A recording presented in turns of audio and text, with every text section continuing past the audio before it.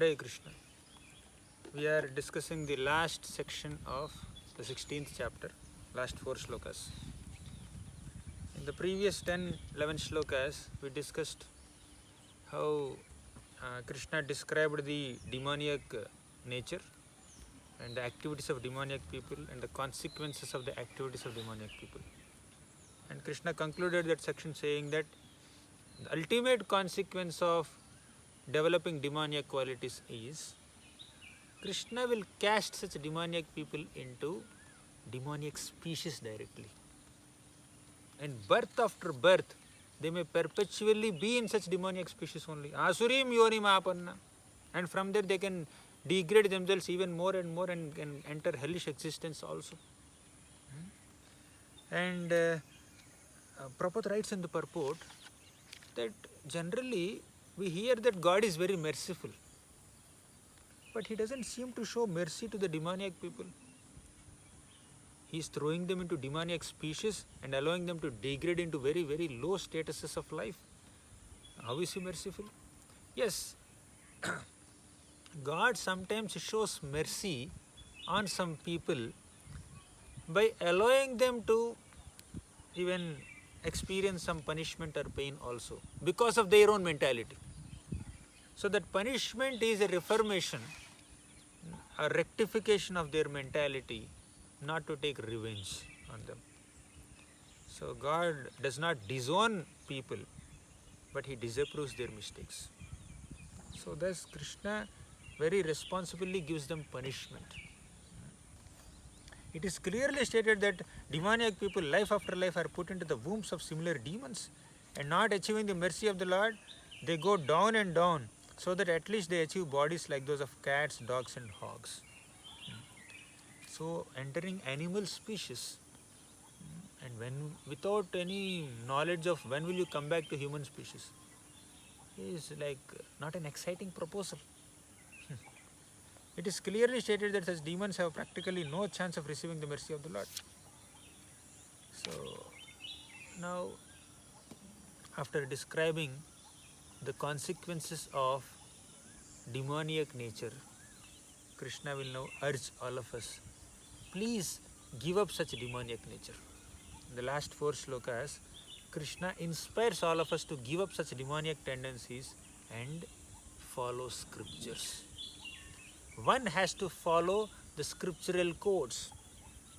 People who are demoniac in nature have absolutely no inclination to follow the scriptural rules and regulations. That's what we have seen earlier. Although apparently they may do some yajnas and yagas, still they concoct their own methods. They have no regard for the scriptures. They don't follow scriptural prescriptions. They follow whatever they feel like. So that's why Krishna says, give up demoniac tendencies and follow scriptures. That's how Krishna concludes this chapter. Last 4 shlokas are saying that. 21st shloka, Krishna says, Trividham narakasyedam dvaram nashanamaatmanah kama krodhastatha lobha tasmadetattrayam tyajet Trividham narakasyedam. There are 3 royal ways to hell. Dvaram. Dvaram means gate. Nashanam atmanah. To degrade your soul and to take you to very lower statuses of life, there are 3 royal roads, royal pathways or royal gates.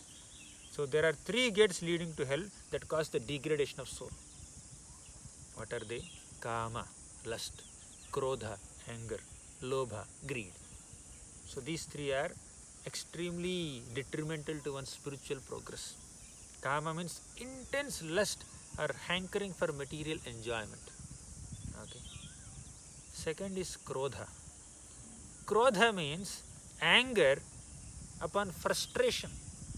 When you get frustrated in your attempt to fulfill your desires for material enjoyment, then you get anger.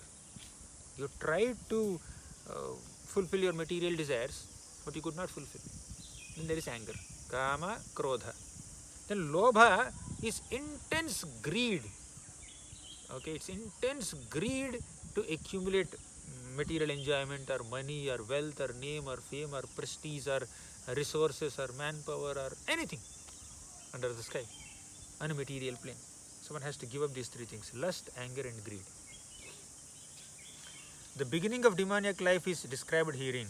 One tries to satisfy his lust, and when he cannot, anger and greed arise. A sane man who does not want to glide down to the species of demoniac life must try to give up these three enemies, which can kill the self to such an extent that there will be no possibility of liberation from the material entanglement.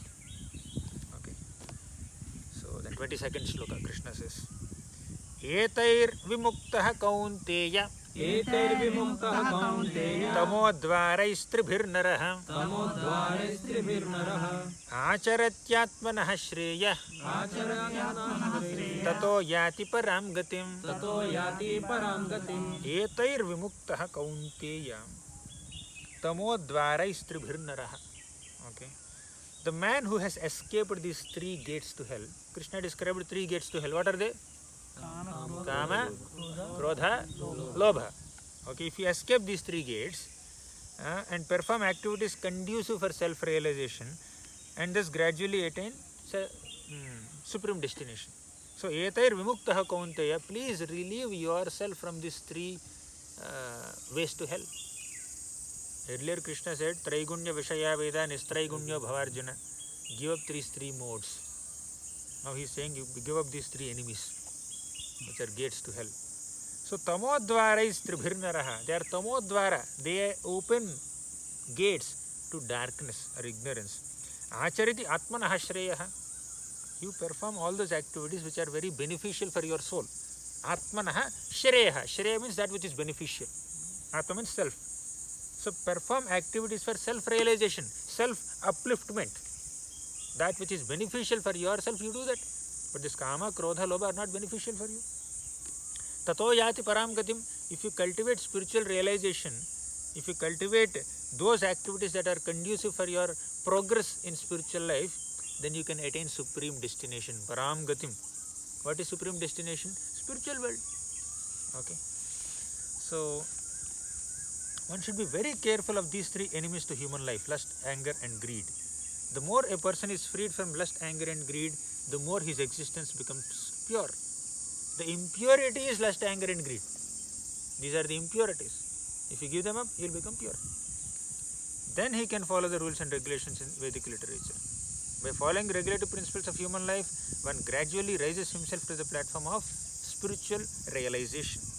If one is so fortunate by such practice to rise to the platform of Krishna consciousness, then success is guaranteed for him. In the Vedic literature, the ways of action and reaction are prescribed to enable one to come to the stage of purification. There are other details in the purport you can go through. So basically, in the 21st shloka, Krishna described three gates to hell: Kama, Krodha, Lobha, lust, anger and greed. In the 22nd shloka, he says, give up these three things and then cultivate spiritual life, okay, and you will go to spiritual destination. You will go to Krishna Loka. Then, 23rd and 24th shlokas, Krishna describes the value of scriptures. Okay. One cannot escape from these three gates of hell without practicing dharma as prescribed in the scriptures. What is the way to give up these three enemies of lust, anger and greed? By following the scriptural injunctions, as we discussed before also. Okay. So now Krishna will emphasize on the importance of following scriptures, and he will also describe what is the result of not following scriptures.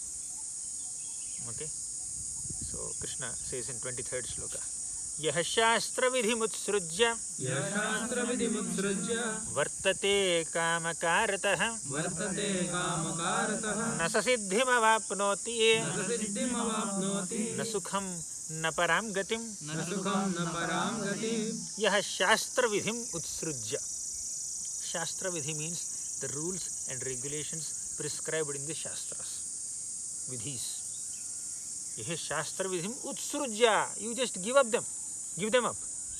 And then behave whimsically. What will happen? You will go to hell. So, yah shastra vidhim utsrujya vartate kamakarataha. Vartate means you conduct yourself kamakarataha according to your whimsical desires. sense gratificatory urges. So, giving up Shastric injunctions, if you behave whimsically, what will happen? Nasa siddhimavapnoti. You will not attain perfection. Na sukham, you will not attain happiness. Na param gatim, you will not attain supreme destination of spiritual world. Previous sloka, Krishna said param gatim. 22nd sloka, last line you see, tato yati param gatim. Okay. 23rd sloka, last line you see, na param gatim. Okay. 22nd sloka he said yati param gatim. 23rd sloka and he says na param gatim. So, when can you get param gatim? When can you not get param gatim? By following the scriptures, if you follow spiritual life, you will get param gatim, spiritual world. By disregarding scriptures and behaving whimsically, you will not get param gatim. You will not attain spiritual destination. You have to stay in the material world only. So, what is more important here is Shastra Vidhi. Follow the directions of the Shastras. Everyone is expected to follow these rules and regulations. If one does not follow them and acts whimsically according to his lust, greed and desire, then he never will perfect in his life. In other words, a man may theoretically know these things, but if he does not apply them in his own life, then he is to be known as the lowest of mankind. In the human form of life, a living entity is expected to be sane and to follow the regulations given for elevating life to the highest platform. So at least a human being is expected to follow the scriptural regulations. A dog, we were seeing 2 dogs here till now.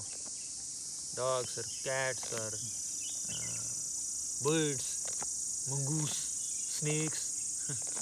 So the expectation from them is not much. They just evolve. In this 84 lakh species, they will evolve from one life species to another life species. We should not harm them. Okay, we should not unnecessarily cause any trouble to them. Let them evolve. But once you become a human being, it's your responsibility.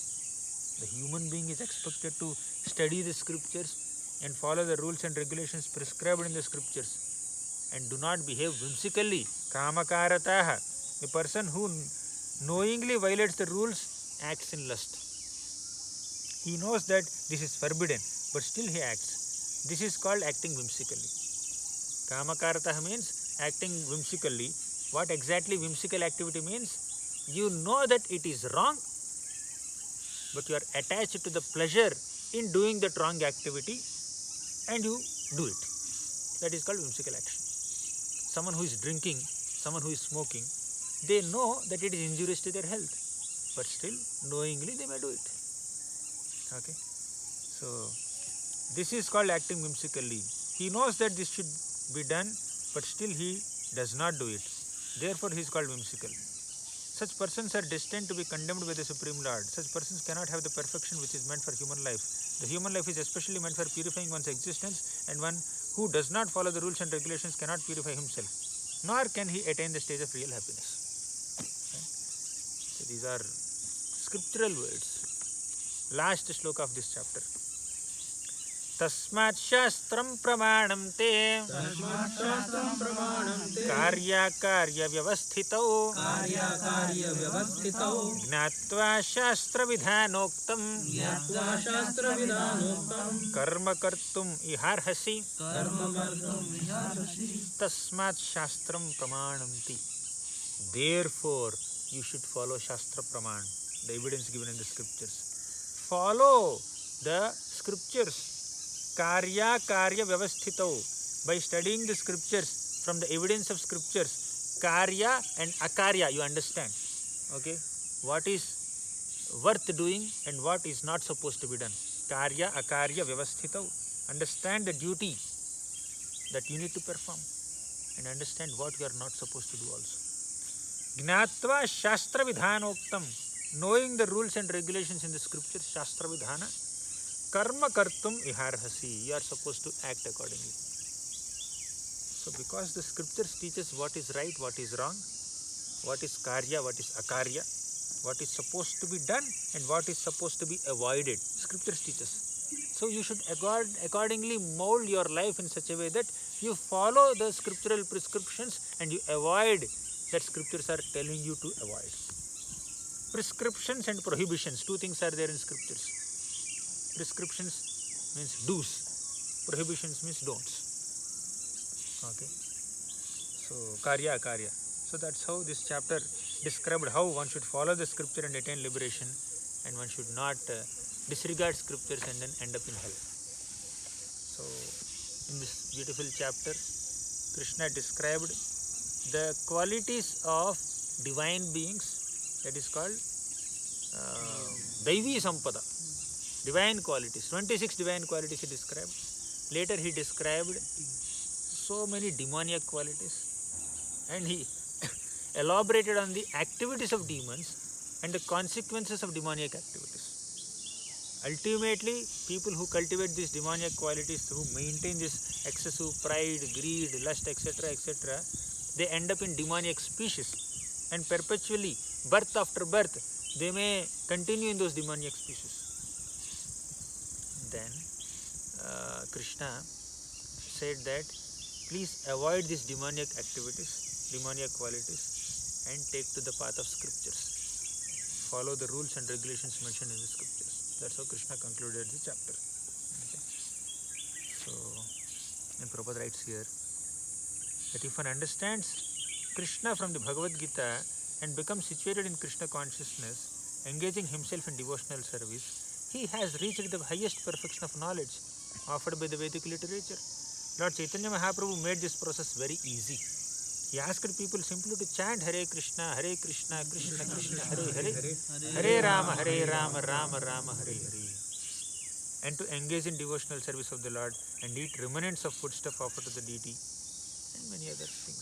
So just follow the conclusion of scriptures, follow the acharyas, follow sadhus, and perfect your life. Okay. Thank you all very much. Srimad Bhagavad Gita ki jai, Srila Prabhupada ki jai.